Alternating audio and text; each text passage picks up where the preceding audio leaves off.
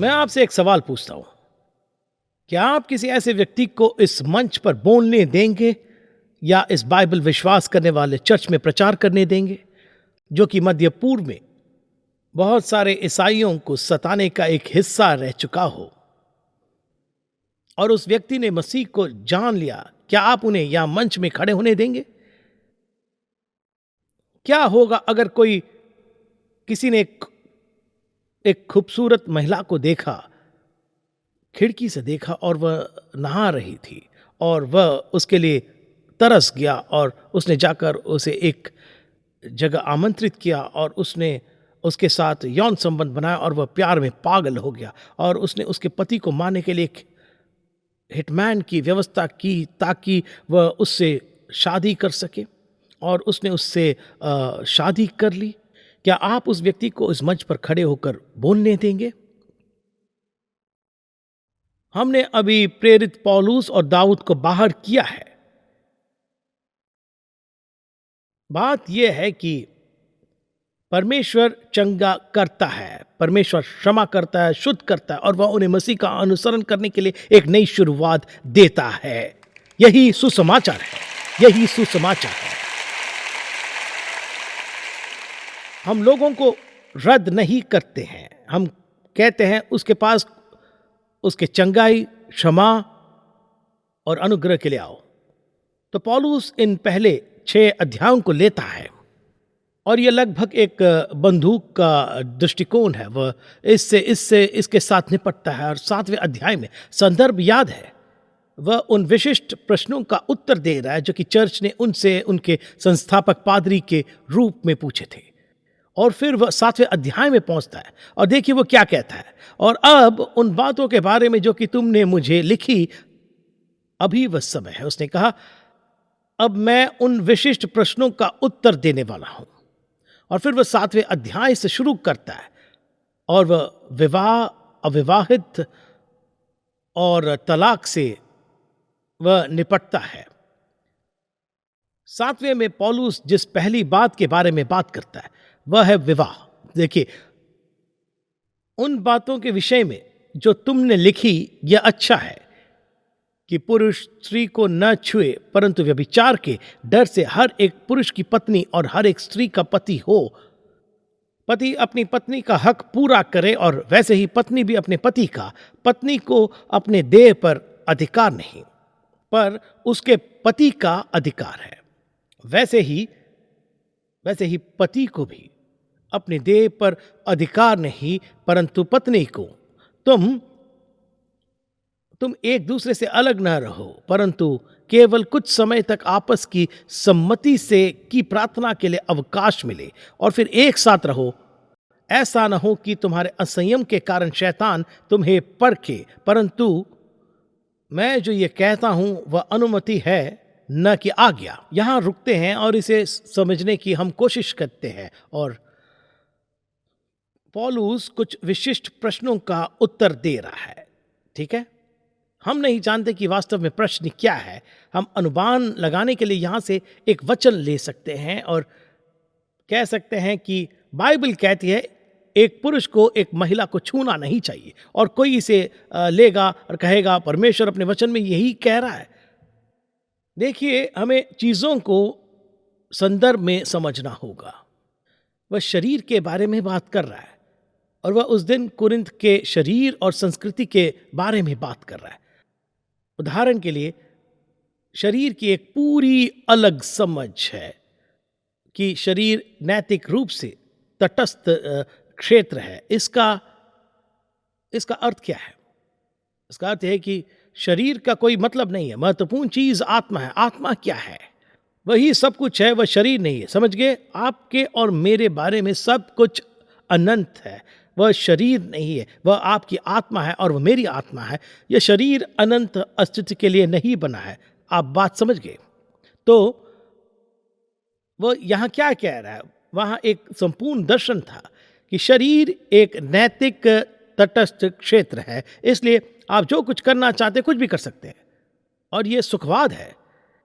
कहीं भी कभी भी वयस की सम्मति से सेक्स हमने ये सुना है, ये जीवन का सुखवादी दृष्टिकोण है। शरीर तटस्थ है, उसका कोई फर्क नहीं पड़ता, केवल आत्मा ही महत्वपूर्ण है। और दूसरी बात यह है कि शरीर एक बुरी क्षेत्र है, एक बुरा क्षेत्र है। शरीर इतना दुष्ट है, अन्य लोगों से कोई संबंध नहीं रखना, ये दो चरम है, ये ब्रह्मचर्य या संप्लिप्तता। अब यही संस्कृति थी। अब समझे क्या हो रहा है।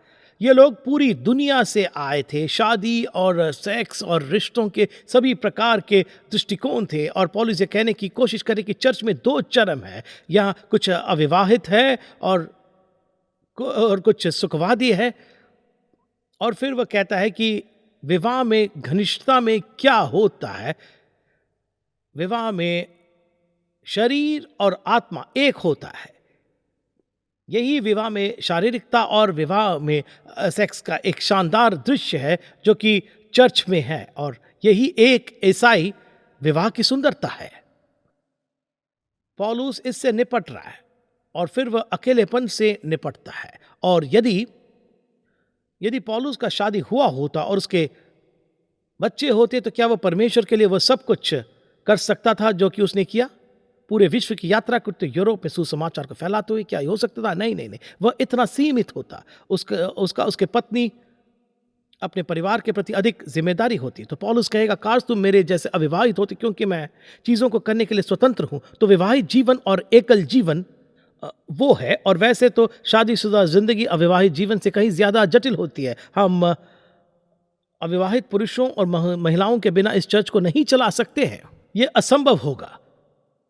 इन जबरदस्त अविवाहित लोगों द्वारा किए जाने वाले सभी चीजों को सूचीबद्ध करना बिल्कुल असंभव होगा। संयुक्त राज्य अमेरिका के इतिहास में पहली बार आज अमेरिका में विवाहित लोगों की तुलना में अधिक लोग अविवाहित हैं, इतिहास में पहली बार। तो जो अविवाहित कुरिन्थ में थे वे इतने संकट में थे। पौलुस कह रहा है कि यह सबसे अच्छा है कि मैं अकेला हूं और आप में से कुछ अविवाहित हैं। यह सबसे अच्छा है कि आप अकेले रहें। अब कुछ कहेंगे, मेरे पास ना तो वो उपहार है और ना ही अविवाहित रहने का उपहार है, मैं शादी करना चाहता हूं। लेकिन फिर हम आत्मिक उपहारों को समझते हैं। ध्यान से मेरे साथ बने रहिए। मेरे पास आतिथ्य का उपहार इस अर्थ में नहीं है कि मुझे खाना पकाने व सब तैयार करना पसंद है, और बहुत सारे लोग ये करते हैं, पर मेरे पास उपहार नहीं है। मुझे लोग पसंद है, मुझे लोगों से बात करना पसंद है, मुझे आतिथ्य के इर्द गिर्द होने वाली बातचीत पसंद है, लेकिन सारी तैयारी का उपहार मेरे पास नहीं है। लेकिन कई बार मैं आतिथ्य, तैयारी और चीज़ों को करने और चीज़ों को तैयार करने में लगा हूं। मुझे वो पसंद नहीं आया क्योंकि वो मेरा कर्तव्य था, लेकिन मैं आनंदित नहीं था, वो मेरा कर्तव्य था। तो आपके पास अविवाहित रहने का उपहार नहीं हो सकता, लेकिन इस समय यह आपके भीतर है। शुद्ध रहने और पीछा रहने और अकेले रहने की क्षमता आपकी है। यह अविवाहित जीवन शैली परमेश्वर का आशीर्वाद है। विवाहित जीवन शैली परमेश्वर का आशीर्वाद है, इसलिए वह महत्वपूर्ण है कि हम अविवाहित रहने की पूरी बात को समझें। मैं उन लोगों से कहना चाहता हूं जो कि अविवाहित है, चाहे अब तलाक शुदा हो या विधवा हो या आपने कभी शादी की न हो, आप अपने डेटिंग रिश्ते को बाइबल के अनुसार और समझदारी से संभालें। और मेरा सुझाव है कि आप C.S. लुइस की किताब पढ़ें, 4 लव्स। वह थोड़ा दिनांकित है, लेकिन C.S. लुइस यार 4 ग्रीक शब्दों के बारे में बात करते हैं जिनका अनुवाद प्रेम में किया जा सकता है। वह एरोस के बारे में बात करता है, वह यौन प्रेम और आकर्षण के बारे में बात करता है, और वह स्टोर्स के बारे में बात करता है। ये एक स्नेही प्रकार का प्यार है जिसे आप महसूस करते हैं, वहाँ स्नेह होता है। और वह अगापे के बारे में बात करता है। यही वह पूर्ण प्रतिबद्ध प्रेम है जो आपके विवाह में होता है, कुल प्रतिबद्धता। फिर वह फिलिया या फिलॉस के बारे में बात करता है, और वह दोस्ती का प्यार है, फिलाडेल्फिया शहर का भाईचारा प्रेम, फिलॉस, 4 प्रेम। अब यदि आप अविवाहित हैं और आप एक कमरे में जाते हैं और वहां आपसे विपरीत लिंग के 7 या 8 लोग हैं, ठीक है, और आप अविवाहित हैं, तो आप किसके प्रति आकर्षित होते हैं? ईमानदार रहें। आप आप केमिस्ट्री की ओर या फिर एरोस की ओर अग्रसर होंगे, या शायद स्टोर्स की ओर। आप जानते हैं कोई जो प्रेमपूर्ण और स्नेही होता है, आप उस ओर जाते हैं। और वही लोग गलती करते हैं। हम उस आकर्षण से, उस केमिस्ट्री से, उस एरोस और उस स्टोर से शुरू करते हैं, और अचानक हम उस रिश्ते को पीछे की ओर ले जाते हैं। यदि यदि आप अविवाहित एरोस और यौन प्रेम वाले हैं, तो हमें उन प्रेमों में फेर बदल करना होगा, और डेटिंग और संबंधों को अपनाना होगा, और उसे एक तरफ रखना होगा। और आप उस योग्य अविवाहित लोगों वाले उस कमरे में क्या देखते हैं? आप सबसे पहले क्या ढूंढते हैं? आप अफिलिया या फिलास, दोस्ती को ढूंढते हैं। आप किसी ऐसी व्यक्ति की तलाश कर रहे हैं जो आपका दोस्त हो सकता है, आपके बाकी के जीवन के लिए आपका सबसे अच्छा दोस्त हो सकता है। वहीं से आप शुरू करते हैं। यह उत्पत्ति में सच है। परमेश्वर ने सब बनाया। ये अच्छा, अच्छा, ये अच्छा, ये अच्छा, ये अच्छा, ये अच्छा, ये अच्छा, ये अच्छा, ये बहुत अच्छा। फिर उसने कहा आदम का अकेला रहना अच्छा नहीं है। ठीक है? आदम की समस्या क्या है? वह अकेला था। जवाब क्या है? हव्वा। परमेश्वर उनके विवाह में क्या कहता है? छोड़ना और मिले रहना। वह नग्न हो से शुरू नहीं करता है, आप दोस्ती से शुरू करते हैं। अगर आपकी पत्नी, आपका पति आपका सबसे अच्छा दोस्त नहीं है, अगर आपका दोस्त कोई और है, ओ वो आपसे बेहतर दोस्त है, तो आप मुश्किल में हैं। दोस्ती से शुरू करें, और फिर आपको इस प्रेम का क्रम मिलेगा, है ना? आप फिलिसिया से शुरू करते हैं, और आप दोस्ती से शुरू करते हैं, और फिर वह दोस्ती गर्म हो जाती है, और वो स्टोर्स बन जाते हैं, क्योंकि वहाँ स्नेह होती है, और फिर अंत में वह अगापे बन जाता है, और फिर आप प्रतिबद्धता बना लेते हैं।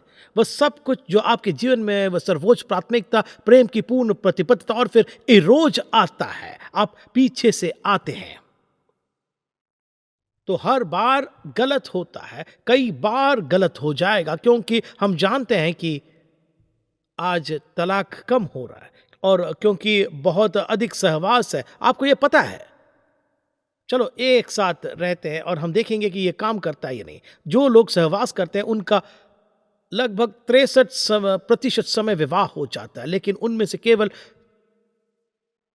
36% विवाह टिक पाते हैं। यदि ऐसे हो तो आपकी शादी टिकेगी। आप सहवास से शुरू न करें, आप वहां से शुरू न करें। तो मैं क्या कह रहा हूं कि शादी में यौन संबंध अभिव्यक्ति और पवित्र है, और मैं ये कह रहा हूं कि शादी के बाहर वह शून्य और नहीं है। मैं ये कह रहा हूं कि रिश्ते में आप किसी ऐसे व्यक्ति की तलाश कर रहे हैं जो कि आपका सबसे अच्छा दोस्त हो और आपके जीवन में विश्वास रखे, क्योंकि शादी खतरनाक होती है। आपका साथी आपके जीवन और आपकी स्वयं की छवि को पूरी तरह से पुनः प्रोग्राम कर सकता है।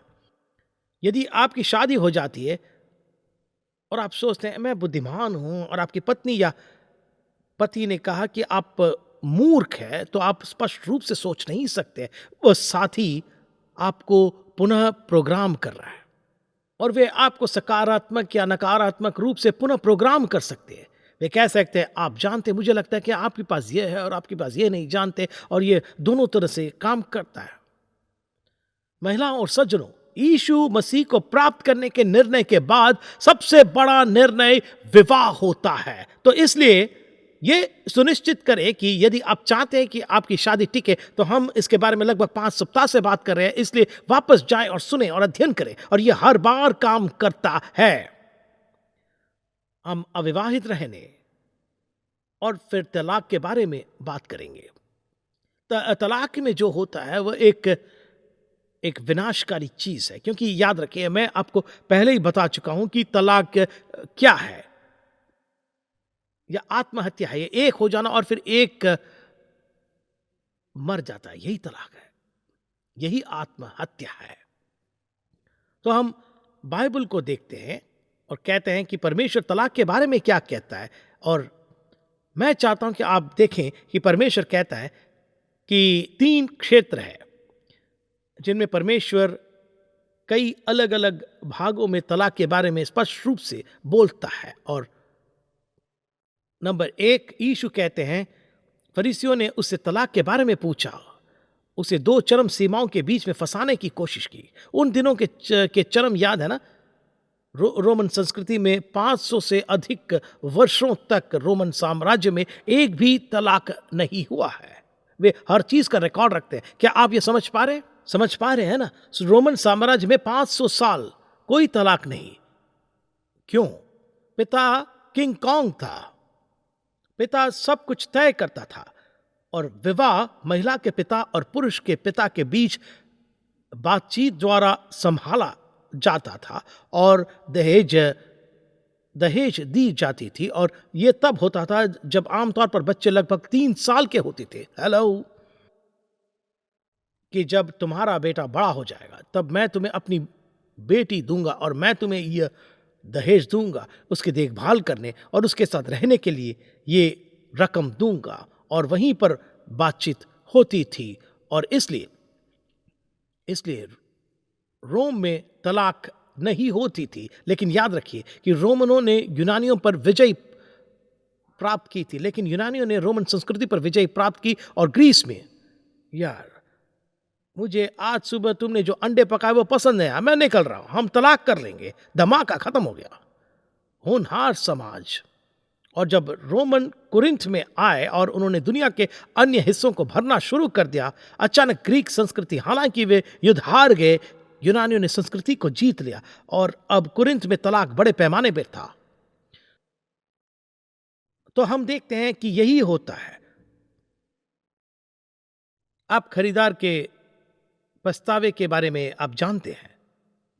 खरीदार के पछतावे, आप शायद नहीं जानते होंगे कि जो कुछ भी खरीदा जाता है, एक अध्ययन किया गया है, अमेरिका में हम जो कुछ खरीदते हैं उसमें से 486 बिलियन चीजें वापस कर दिए जाते हैं। तो यानी हम जो कुछ भी खरीदे हैं इसका 10.6% वापस दिया गया है। और उन्होंने रियल्टर समूहों और बिक्री समूहों का अध्ययन किया है और वे इस सब का बहुत ध्यानपूर्वक अध्ययन करते हैं और उन्होंने क्यों का उत्तर दिया है। और इसके 2 कारण हैं। अधूरी उम्मीदें, नंबर 1, यह टेलीविजन में दिखाया गया था, उतनी आसानी से काम नहीं करता। इसने सैंडविच रोग का इलाज नहीं किया जैसा कि उन्होंने सोचा था करेगा, है ना? जो भी हो, उम्मीदों पर खरा नहीं उतरा। नंबर 2, मुझे एक बेहतर उत्पाद मिल गया, एक बेहतर चीज मिल गया। और क्या यह आजकल के शादी जैसा लगता है? शादी कर लो, उम्मीदों पर खरा नहीं उतरा, इसलिए मेरा तलाक हो रहा है। ओ यार, मुझे ये अच्छा सुंदर लड़की मिल गया और वो मुझ में दिलचस्पी रखता है और मैं बस अपने जीवन साथी से दूर जा रहे, मेरे पास एक बेहतर चीज है। इस सब में दिलचस्प बात यह है कि धर्म निरपेक्ष बाजार में पुरुषों को आमतौर पर पता चलता है, सबसे पहले धर्मनिरपेक्ष खरीदारी और बिक्री की दुनिया में वे आमतौर पर पता लगाते हैं कि यह मेरी अपेक्षाओं को पूरा नहीं कर रहा है और वे आमतौर पर यह समझते हैं कि एक बेहतर सौदा है। पुरुष इसमें तेज है, लेकिन पुरुष महिलाओं की तुलना में शायद ही कभी हम क्या पाते हैं कि वे इसे वापस नहीं भेजते। महिलाएं, पुरुष वे इसे वापस भेजते, वे पैसा वापस भिजाते। और इसी तरह शादी के रिश्तों में महिलाएं पुरुष की तुलना में कई गुना अधिक तलाक के लिए फाइल करते हैं। हालांकि पुरुषों को एहसास होता है कि उम्मीदें पूरी होती है और यहां से बेहतर हो सकते हैं या यहां से अधिक अमीर वाले हो सकते हैं। दिलचस्प बात है। और कि जैसे कि पुराने जमाने में तलाक होता था, वैसे ही मैं उसे वापस भेज रहा हूं और यहां उसका दहेज है जो मैंने तुम्हें पहले दिया था। तलाक घातक है। तलाक के लिए बाइबल का आधार, नंबर 1, फरीसी यीशु से पूछते हैं, तलाक के बारे में क्या कहते हो? यीशु कहते हैं, मत्ती 19 के अलावा कोई तलाक नहीं। पौन्य के लिए, यौन के लिए, व्यभिचार के लिए, परंतु फरीसी उसे फंसाना चाहते थे। उन्होंने कहा कि अरे 1 मिनट रुको, मूसा ने कहा था बस 2 गवाहों को लाना है और एक प्रमाण पत्र देना है और तुम तलाकशुदा हो। और यीशु कहते हैं शुरुआत में ऐसा नहीं था, अभी तलाक दिल की कठोरता के कारण हो रहा है। दिल की कठोरता वो क्या है? वो तो अपनी पत्नी अपने पति के साथ विवाद से एक चोटिल दिल होता है ना, हम सब ये जानते हैं। फिर वो थोड़ी देर के लिए इधर उधर लगा रहता है और फिर वह चोटिल दिल थोड़ी देर बाद एक ठंडा दिल बन जाता है। हम बात तो करते हैं लेकिन ये बहुत ही औपचारिक होता है।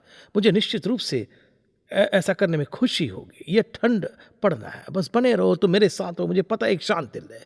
और फिर वह एक एक कठोर हृदय बन सकता है, बहस करना, लड़ना बा, और फिर यह एक उदासीन हृदय भी हो जाता है। और यह वास्तव में बहुत बड़ी समस्या है। मुझे परवाह नहीं कि वह क्या करता है, मुझे परवाह नहीं कि वह क्या करती है, मैं बुरा हूं, पर यह कठोर हृदय है। यीशु ने कहा विवाह के कारण यह आता है, यह कठिन, अधर्मी, कठोर और व्यभिचार के माध्यम से व्यक्त करना तलाक के लिए एक आधार है। और फिर पौलुस इस पर विस्तार से बताता इस भाग में, कुरिन्थियों के इस 7वें अध्याय में वह कर्तव्य छोड़कर भागने के बारे में बात करता है। और ये एक व्यापक विस्तार बात है। आपको सावधान रहना होगा कि हम इसका उपयोग कैसे करते हैं। लेकिन इसका मतलब है कि वहाँ कोई है जो क्रूर है, कोई है जो शारीरिक या अत्यधिक भावनात्मक रूप से नीचे चला गया है, कि उसने छोड़ दिया है, वे छोड़ चले जाते हैं, वे वहाँ शरीर में है लेकिन वे बिल्कुल वहाँ नहीं है, वहाँ से छोड़ जाते हैं। पौलुस जो है उससे निपटता है। और फिर अंत में तीसरा आधार है, 2 कुरिन्थियों 5 में पाया जाता है कि यदि कोई मसीह में है तो वह नई सृष्टि है, सब कुछ नया है। और सभी चीजों के नए होने का मतलब क्या है? इसका मतलब है कि सब कुछ नया है। इसका मतलब है कि एक ईसाई होने से पहले तलाक हो सकता था, और परमेश्वर की दृष्टि में तलाक अब अस्तित्व में नहीं है, क्योंकि आप एक नए पुरुष या एक नई महिला हैं। अब मैं आपको बताता हूं कि यह कितना गंभीर है, और मैं आपको एक दुखद पत्र पढ़ूंगा। मैं उन माफ करना और ब्लैंक्स में से एक हूं, गंदा, जिसने अपने 20 साल से शादीशुदा पत्नी और उसके 2 बच्चों को उसके सबसे अच्छे दोस्त के साथ मिलकर धोखा दिया। मैंने अपने तलाक के अगले दिन उसके सबसे अच्छे दोस्त से शादी की, और मुझे तब से मेरे जीवन के हर पल पछतावा हुआ। हाँ, आपको वह मिलता है जिसके जिसके आप इस जीवन में लायक है। मेरे तलाक का पछतावा बहुत ज्यादा है। मैं उस समय पर वापस जाने के लिए कुछ भी कर सकता हूं, अब यह जानकर कि मैं अपनी पहली पत्नी से प्यार कर सकता था जैसे कि मैंने उसे कभी नहीं किया था। वह सराहना कर सकता, उसके जीवन को सम्मानित कर सकता या उसकी प्रशंसा कर सकता, लेकिन मैं ऐसा नहीं कर सकता। मैंने शब्दों से परे गलत किया। मेरे पास सबसे अच्छा जीवन था, एक सुंदर, प्यार करने वाले, देखभाल करने वाले, समर्पित पत्नी, 2 सुंदर प्यारे बच्चे, एक ससुराल परिवार जो मुझसे बहुत प्यार करता था। लेकिन मैं उस सब से उब गया था। लोग मुझे बताते थे कि मैं कितना धन्य हूं, लेकिन मैं वह देख नहीं सका। मैं स्वार्थ से अंधा हो गया था, इसलिए मैंने यह सब किसी ऐसे व्यक्ति को फेंक दिया जिसे मैंने अपना सच्चा प्यार सोचा था। ओह, मैं कितना गलत था, कितना गलत। 5 साल बाद मैं अभी भी अपने किए पर भारी अपराध बोध और शर्म को नजरअंदाज नहीं कर सकता। दिन में केवल कुछ ही मिनट के लिए है मेरी पहली पत्नी और बच्चों और परिवार की याद मेरे दिमाग से निकल जाती है। मैं उनके बारे में सोचे बिना एक फिल्म नहीं देख सकता, संगीत नहीं सुन सकता। देखिए, मैं पहले से ही अपने सच्चे प्यार से शादी कर चुका था, लेकिन मैंने उसे फेंक दिया। तो ओ काश जिंदगी फिल्मों की तरह होती, जहां कभी कभी हमें दूसरा मौका भी मिल जाता है।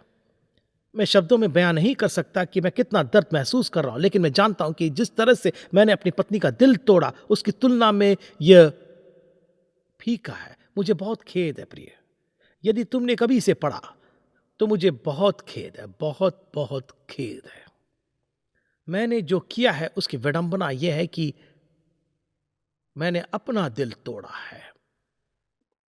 अनाम। अब दोस्तों, तलाक को अपने जीवन को परिभाषित न करने दे। जो कुछ भी हो, जो कुछ भी हो, दोषी या नहीं, जो कुछ भी, परमेश्वर और यीशु मसीह चंगा करते हैं, पुनर्स्थापित करते हैं, क्षमा करता है और हमें एक नई शुरुआत देता है और आपके जीवन में मसीह की शक्ति और पवित्र आत्मा के साथ आने वाले दिनों में आनंद हो सकता है। यही तो परमेश्वर के वचन का जोर है।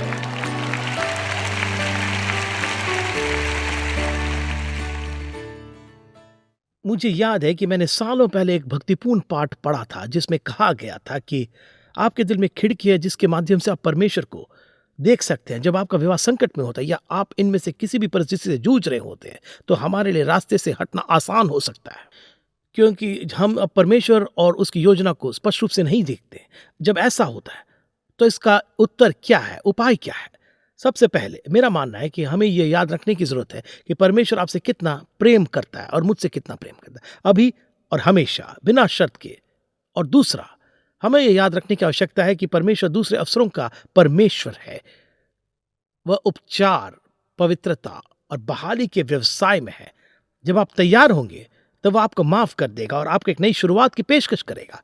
अगर आप किसी के साथ उस अद्भुत योजना के बारे में बात करना चाहते हैं जो कि प्रभु ने आपके जीवन के लिए रखी है, तो अपनी स्क्रीन पर दिए नंबर पर कॉल करें। हम आपके साथ बात करना चाहते हैं और आपके साथ प्रार्थना करना चाहते हैं। और मैं खुद अगले सप्ताह आपसे मिलने की प्रतीक्षा करूंगा यहीं पर, द विनिंग वॉक यीशु के साथ। विनिंग वॉक ने आपकी जिंदगी पर कैसे प्रभाव डाला है, हमें अपनी गवाही बताइए। आप जाइए winningwalk.org/mystory पर। हम पूरे भारत में यीशु मसीह के सुसमाचार का प्रचार करने के लिए बहुत ही उत्साहित हैं। परमेश्वर भारत में अद्भुत चीजें कर रहे हैं और मुझे विश्वास है कि इस शानदार देश के लिए अभी और सबसे अच्छी चीजें आना बाकी है। मैं चाहता हूं कि आप ये जान लें कि बहुत संसाधन उपलब्ध है। मैं इसे DQT कहता हूं, दैनिक शांत समय। DQT वह समय है जो हम परमेश्वर के साथ बिताने के लिए हर दिन कुछ समय अलग करते हैं। हम बाइबल पढ़ते हैं, प्रार्थना करते हैं, उनकी बातें सुनते हैं। दिन का सबसे महत्वपूर्ण हिस्सा है ये। अपना DQT प्राप्त करने के लिए वेबसाइट पर जाएं, winningwalk.org और दैनिक भक्ति के लिए साइन अप करें। प्रत्येक दिन एक पवित्र शास्त्र का भाग, एक संक्षिप्त विचार और एक प्रार्थना आपके स्मार्टफोन या आपके कंप्यूटर पर दी जाती है। जहां भी आप हैं वहां इसे पढ़ना आसान है और मैं चाहता हूं कि आप ये जान लें कि मैं आपके लिए प्रार्थना कर रहा हूं। परमेश्वर पूरी दुनिया में महान काम कर रहा है और मैं आपके साथ इस विनिंग वॉक में जुड़ने के लिए बहुत ही आभारी हूं।